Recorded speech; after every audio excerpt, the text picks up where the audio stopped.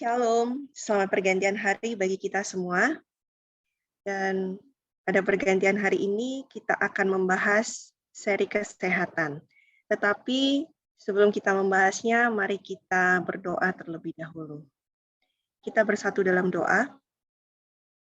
Bapa kami yang bertahta di dalam kerajaan surga, tak henti-hentinya kami mengucap syukur Bapa oleh karena kebaikan-Mu yang selalu kami rasakan. Khususnya kami bersyukur oleh karena hari yang baru ini, Engkau masih berikan kesempatan kepada kami. Artinya kami masih memiliki kesempatan untuk memperbaiki karakter kami lebih seturut lagi dengan kehendak Tuhan. Bapak yang terkasih, sebentar kami akan membahas mengenai seri kesehatan. Di dalam setiap pembahasan kami, kiranya Tuhan ada bersama-sama dengan kami, sehingga apapun yang akan dibahas, itu boleh seturut dengan kehendak Tuhan. Berkati hamba-Mu dan juga David nanti yang akan menjelaskan. Biarlah segala sesuatu, setiap perkataan yang keluar, itu berasal daripada Tuhan, boleh menjadi berkat bagi kami semua. Kami mau serahkan seluruh pembahasan kami ke dalam tangan Tuhan, kehendak Tuhan yang jadi dalam kami, bukan kehendak kami. Di dalam nama Yesus Kristus, kami sudah berdoa dan mengucap syukur. Amin. Oke. Halo David. Selamat pergantian hari, Fit. Halo, selamat pergantian hari. Oke, kali ini kita akan lebih ke arah bincang-bincang nih. Bincang-bincangnya kita agak-agak santai. Tapi mungkin David mau memperkenalkan diri dulu. Iya, boleh. Terima kasih. Shalom, perkenalkan, nama saya David. Oke. Dan saya di sini bersama dengan David dan saya Priscilla. Dan kali ini kita mau bahas mengenai seri kesehatan. Benar ya, Fit ya? Yups, kita mau bahas itu. Oke, mungkin agak jarang-jarang kali ya, tapi adalah beberapa kali kita akan bahas seri kesehatan. Nah, kali ini temanya apa nih, Fit, seri kesehatan? Ya. Kita mau bahas apa? Temanya kita mau bahas otak adalah ibu kota tubuh. Itu dia temanya. Oke, temanya otak adalah ibu kota tubuh. Kenapa David ambil tema ini? Oke, jadi sebenarnya awalnya nggak ada kepikiran untuk mau menulis atau membahas ini ya, masalah tentang otak. Tapi awalnya itu memang waktu itu lagi baca jurnal, dan itu jurnalnya Bapak Dr. Blalock. Nah, jadi jurnal itu tentang membahas MSG, atau bahasa masyarakatnya bilang micin. Nah, jadi saya lihat bahwa ini sepertinya menarik dan bermanfaat untuk diketahui oleh banyak orang. Nah, beberapa hari sebelumnya, saya itu pernah membaca di suatu buku, dan di sana tertulis bahwa otak adalah ibu kota tubuh. Nah, saya melihat kayaknya ini otak adalah ibu kota tubuh. Lalu saya baca jurnal yang berhubungan dengan otak juga, ya kan? Karena MSG atau micin itu juga mempengaruhi otak. Nah, dari situlah langsung ada kepikiran, ada ide yang Tuhan berikan, gimana kalau bahas ini aja, dan ini juga hal yang bermanfaat. Nah, dari situlah kepengen bahas otak. Gitu, Kak. Oke, siap-siap. Berarti awalnya gara-gara baca jurnal tentang MSG gitu ya, micin, berhubungan dengan otak gitu. Terus pas juga baca satu bacaan bahwa otak adalah ibu kota tubuh, jadi membuatnya tema besarnya adalah otak adalah ibu kota tubuh gitu ya. Benar. Oke, berarti ini kita kira-kira selama beberapa waktu, kan kita ini tidak hanya sekali ini kan, untuk seri kesehatan ini, kita ada beberapa bagian, beberapa kali. Berarti nanti di sana salah satunya kita akan bahas mengenai micin ya. Benar begitu ya? Yes, benar Kak, benar. Ya, padahal enak banget mungkin. Oke. Oke, kita akan masuk ke bagian yang pertama dulu ya. Apa ini Fit, Oke, bagian yang pertama judulnya? oke, kita akan masuk ke bagian pertama. Bagian pertama kita diberi judul Kristus adalah kepala. Nah, jadi tema kita adalah otak adalah ibu kota tubuh. Dan kita punya subjudul Kristus adalah kepala. Itu dia, Kak. Oke. Kenapa kenapa judulnya Kristus adalah kepala? Padahal saya pikir nih begitu bahas kesehatan akan langsung membahas yang kesehatan. Tapi kenapa diawali dengan Kristus adalah kepala? Ya, sebenarnya kita akan lihat alasannya ketika kita membahas nanti. Karena berkaitan dengan penjelasan kita nanti. Gitu. Oh, oke, siap. Yaps.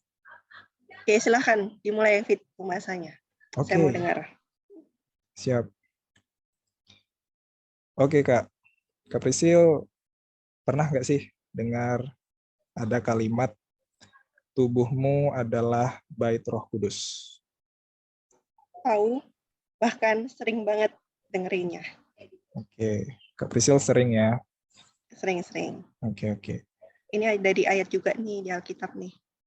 Oke, ingat terdapat di mana, Kak? 1 Korintus 6 ayat 19. Oke, Semoga benar. mari kita lihat ya, apakah benar? Yap, terdapat di 1 Korintus 6 ayat yang ke-19. Kak Prisil, silakan boleh baca ayatnya. Boleh. Demikianlah firman Tuhan. Atau tidak tahukah kamu bahwa tubuhmu adalah bait Roh Kudus yang diam di dalam kamu, Roh Kudus yang kamu peroleh dari Allah, dan bahwa kamu bukan milik kamu sendiri. 1 Korintus 6 ayat yang ke-19. Oke, terima kasih Kak sudah membaca. Ya, jadi memang sebagian dari kita mungkin sudah pernah ya mendengar ayat ini. Dan mungkin juga sebagian dari kita udah tahu larinya kemana nih kalau dengar ayat ini nih biasanya. Ya kan? Kadang-kadang mungkin sebagian orang berpikir, ya ini pasti larinya bahas kesehatan nih, gitu kan. Dan ya benar, kita bahas kesehatan malam ini.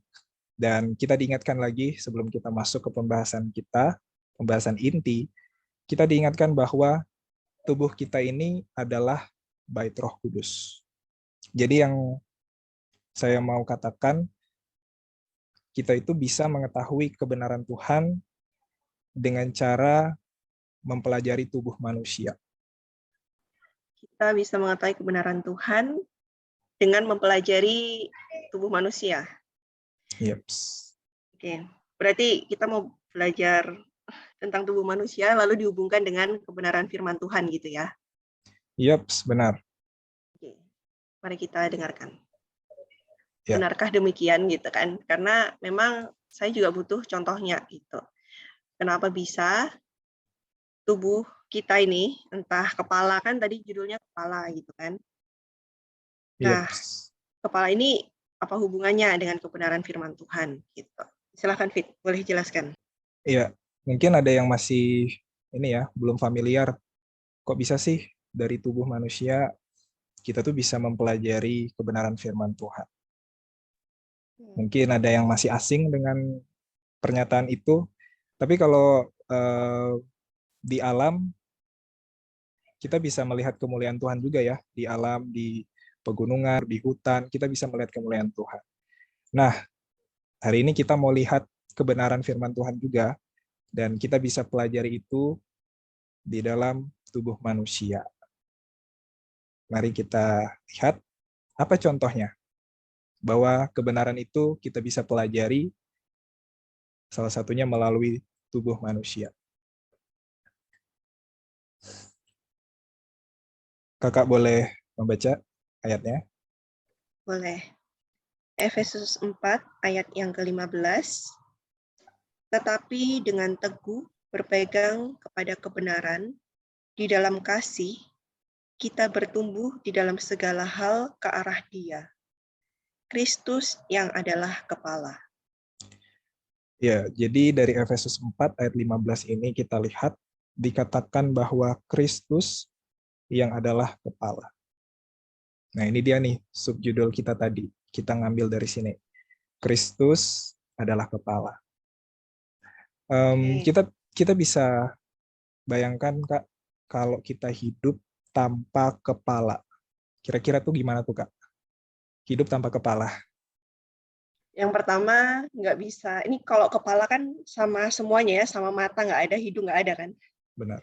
Bener ya? Kalau Ya. nggak ada, gimana bisa melihat jalan gitu kan? Jalannya bisa nabrak mungkin.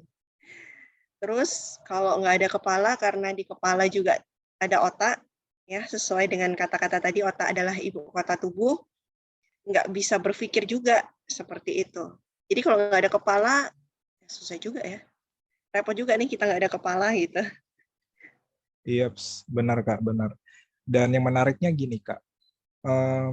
Ini contoh saja ya, Kak, ya. Semoga tidak terjadi ya, Kak, ya.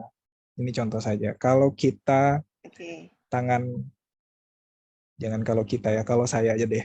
Kalau saya tangan kirinya putus, ya kan? Apakah saya masih bisa mempelajari firman Tuhan, mengerti firman Tuhan? Masih bisa. Masih, ya kan? Karena otak saya itu adanya di kepala, bukan di tangan kiri saya. Benar. Misal, ya kan, misal, kalau kaki kanan saya harus diamputasi, ya kan, sebagai contohnya, apakah saya masih bisa mempelajari kebenaran firman Tuhan, mengerti firman Tuhan dengan bantuan Roh Kudus? Masih bisa.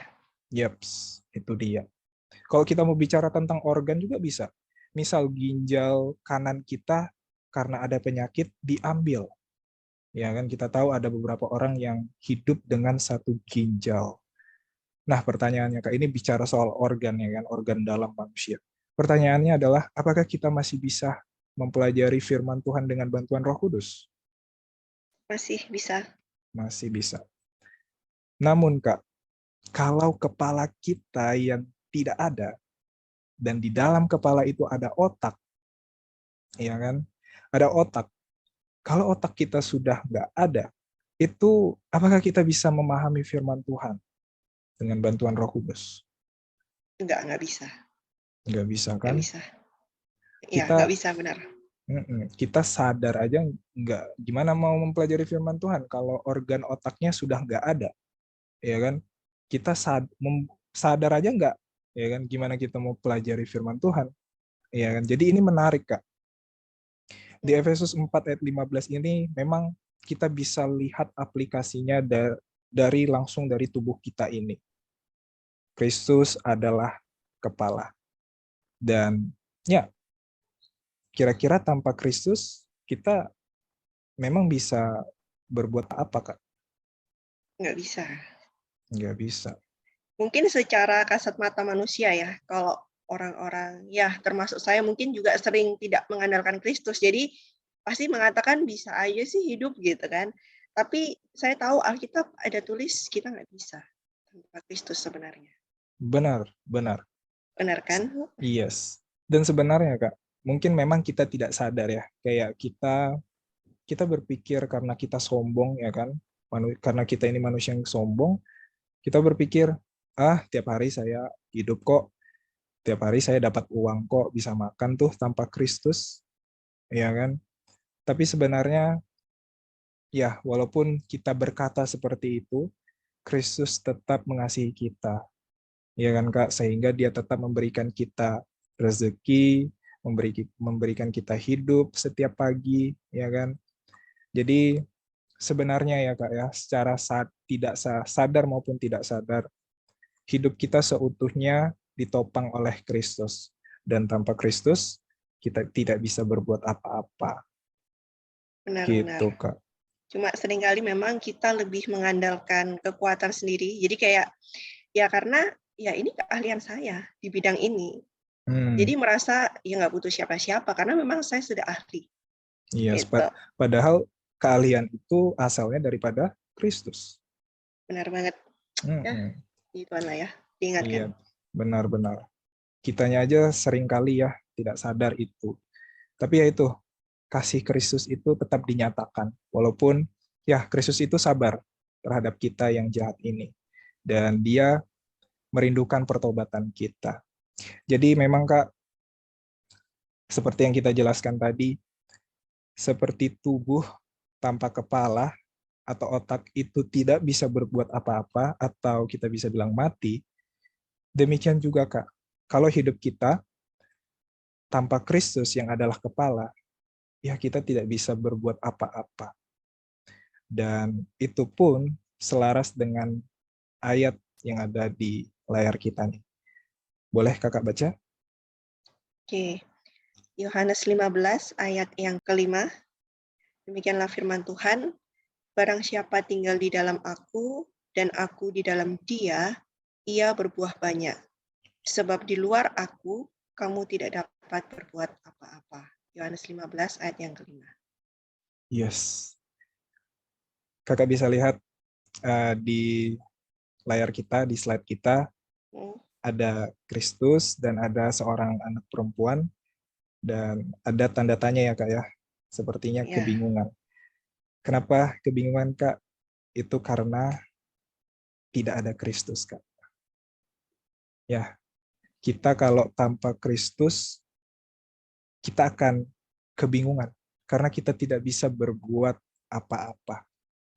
Di luar Kristus kita tidak dapat berbuat apa-apa. Ya, benar-benar. Yes. Jadi dari sini kita belajar bahwa pertama, Kristus adalah kepala. Kalau kita melihat tubuh manusia, yang seperti kita bahas tadi, tanpa tangan kanan, misalnya tangan kanan saya terputus, ya saya masih bisa hidup.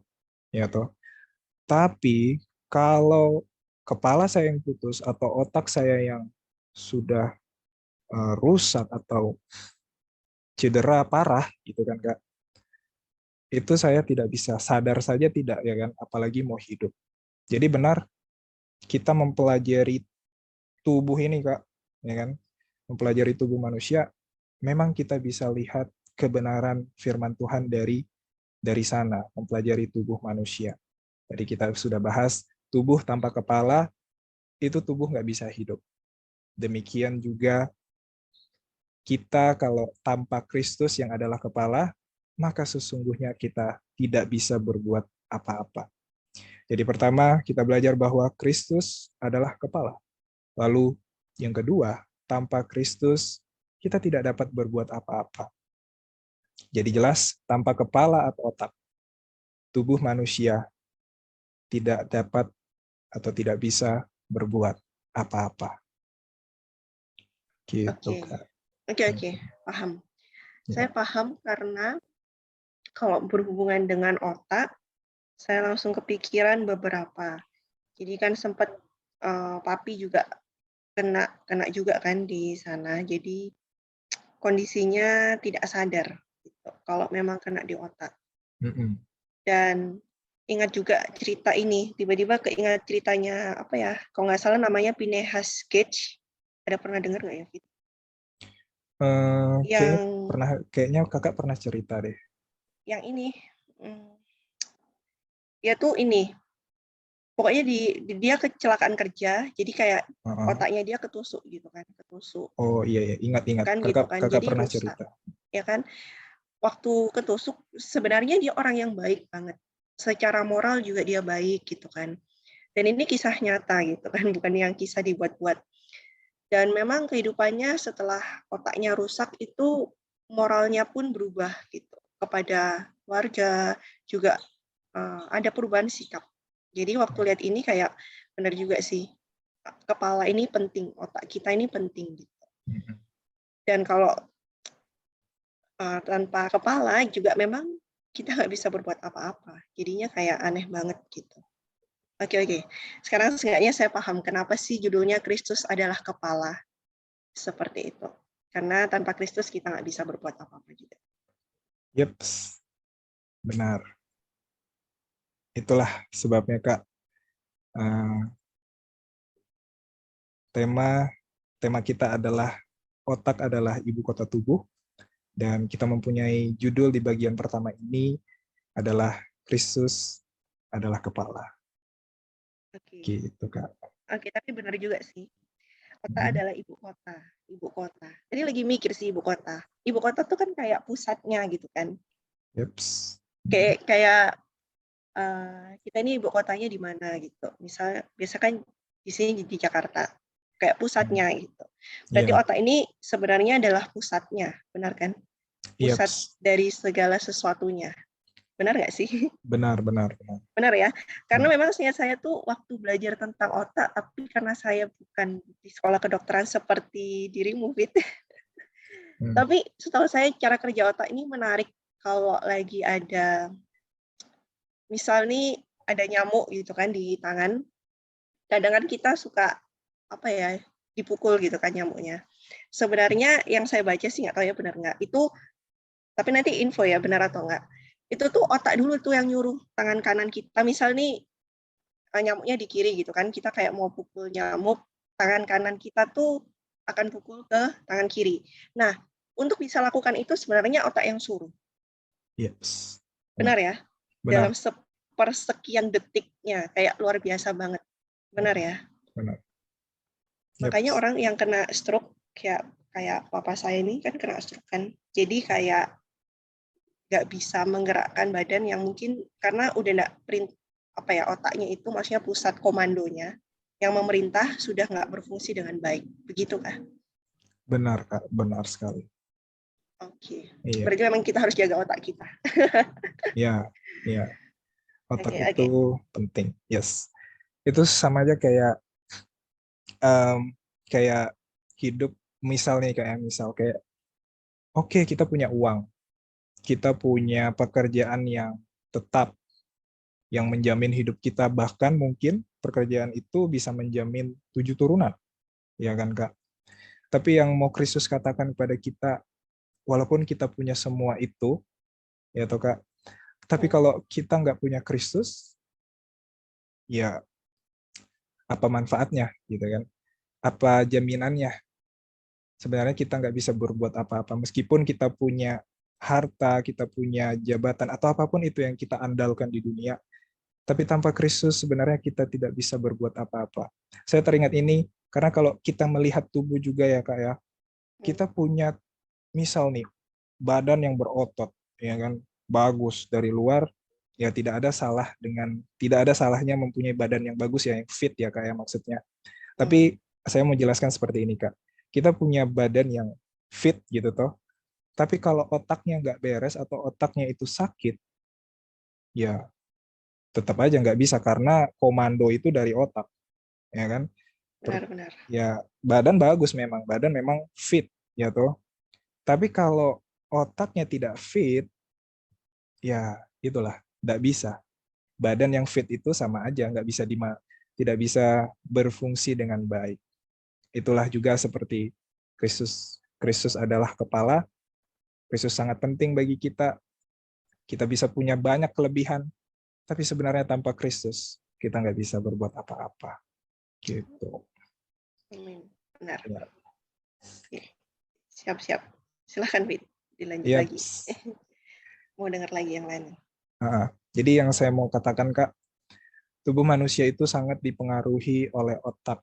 Dan walaupun seseorang, sebagai contoh, sudah makan makanan yang sehat, terus dia rajin berolahraga, tetapi Kak, kalau pikirannya itu depresi atau stres, dan depresi dan stres ini kita tahu mempengaruhi otak ya Kak ya, maka seseorang itu juga akan tetap jatuh sakit. Jadi memang kita melihat otak ini dipengaruhi oleh banyak faktor ya Kak ya. Bukan hanya soal makanan, tapi juga ya tentang eh, psikologi atau apa namanya, psikologi, ya kan, perasaan dan lain-lain itu juga mempengaruhi otak kita. Jadi memang harus dijaga ini dari segala sisi. Karena satu aja sisi yang misal ya seperti ini tadi, makan udah oke, olahraga dan lain-lain, tapi kalau dia punya masalah gitu kan Kak, dan itu mempengaruhi mental dia, tetap aja itu tetap mempengaruhi otak. Jadi gitu Kak. Iya, tapi benar juga sih, karena banyak orang bilang, ini kan, udah jangan stres, tambah sakit gitu kan. Benar-benar. Yes, benar-benar. Ya, jangan banyak pikiran deh, nggak usah dipikirin, biasa gitu. Tapi Ya. benar juga sih. Oke, thank you, Fit. Ya. Nah, jadi sebenarnya ini yang saya baca Kak, dari buku Mind, Character, and Personality, halaman 72 paragraf yang ketiga. Inilah buku yang saya baca waktu itu, dan ketika saya baca ini, dituliskan di sana kan, otak adalah ibu kota tubuh. Dan selang beberapa hari, saya membaca jurnal itu tentang MSG atau micin. Nah, pada saat itu, Roh Kudus berikan ide, sehingga ya jadilah apa yang kita bahas sekarang ini, Kak. Gitu. Puji Tuhan ya. Jadi memang, Kak, apapun yang mempengaruhi otak kita, itu juga akan mempengaruhi kesehatan tubuh kita. Itu dia, Kak. Memang otak sangat penting. Benar-benar. Ya. Dan ya, jadi hari ini kita belajar bahwa memang melalui tubuh yang Tuhan ciptakan ini, kita bisa belajar akan kebenaran-kebenaran firman Tuhan. Ya kan? Ya, seperti yang kita bahas tadi, bahwa tubuh tanpa kepala atau tanpa otak itu nggak bisa apa-apa. Nah, itu kan kita pelajari dari tubuh tuh, Kak. Demikian juga tentang kebenaran firman Tuhan. Tanpa Kristus yang adalah kepala, kita tidak bisa berbuat apa-apa. Gitu, Kak. Amin. Puji Tuhan. Yes. Oke, puji Tuhan untuk pembelajaran hari ini. Yep. Dan ya, jadi kalau mau disimpulkan nih, Fit, gimana nih? Kalau misalnya saya meminta kesimpulan nih. Oke. Untuk ini, penutup. Ya. Jadi untuk kesimpulannya memang pertama kita bisa mempelajari kebenaran firman Tuhan dengan cara mempelajari tubuh kita.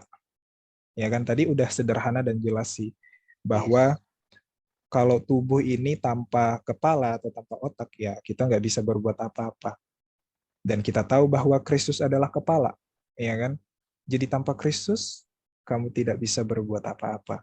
Kita tidak bisa berbuat apa-apa. Jadi itu salah satu contoh aja sih Kak. Sebenarnya banyak kebenaran firman Tuhan, banyak yang bisa kita aplikasikan di dalam mempelajari tubuh.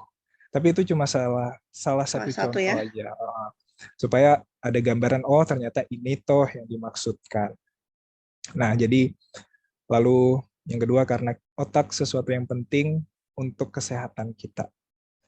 Dan karena itu sesuatu yang penting harus dijaga dengan baik. Nah, jadi kita tadi sudah sedikit membahas bahwa ada beberapa hal yang mempengaruhi otak, ya kan?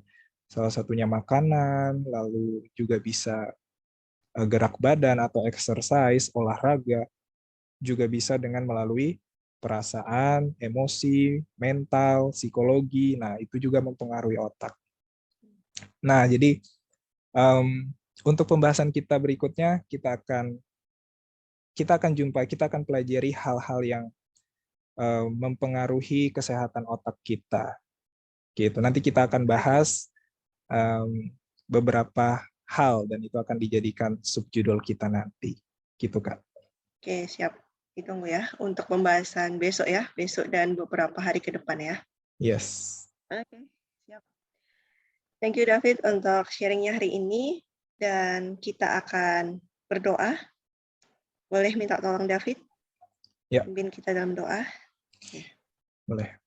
Mari kita satu dalam doa. Bapa dan Kristus yang bertahta dalam kerajaan surga, terima kasih jikalau Tuhan sudah memberikan kami pengertian pemahaman akan apa yang telah kami pelajari tadi. Dan Tuhan, kalaupun kami masih belum mengerti akan apa yang dibahas pada petang hari ini dalam pergantian hari ini, kiranya ya Bapa, Engkau mau menuntun kami lagi, dan biarlah kami pelajari lagi, sehingga dengan bantuan Roh Kudus, kami akhirnya bisa memahami kebenaran firman Tuhan, dan bukan hanya memahami kebenaran firman-Mu, tetapi dengan bantuan Roh Kudus juga kami dapat menjadi pelaku firman. Terima kasih ya Bapa, inilah doa kami, dan kami berdoa hanya di dalam nama anak-Mu yang tunggal, yaitu Yesus Kristus, Juru Selamat kami yang hidup. Amin. Amin. Oke, terima kasih David dan semua yang sudah mendengarkan. Kita akan berjumpa besok. Jadi jangan lupa untuk kita mendengarkan lagi pekabaran firman Tuhan dan juga kesehatan. Terima kasih, Tuhan memberkati. Bye-bye.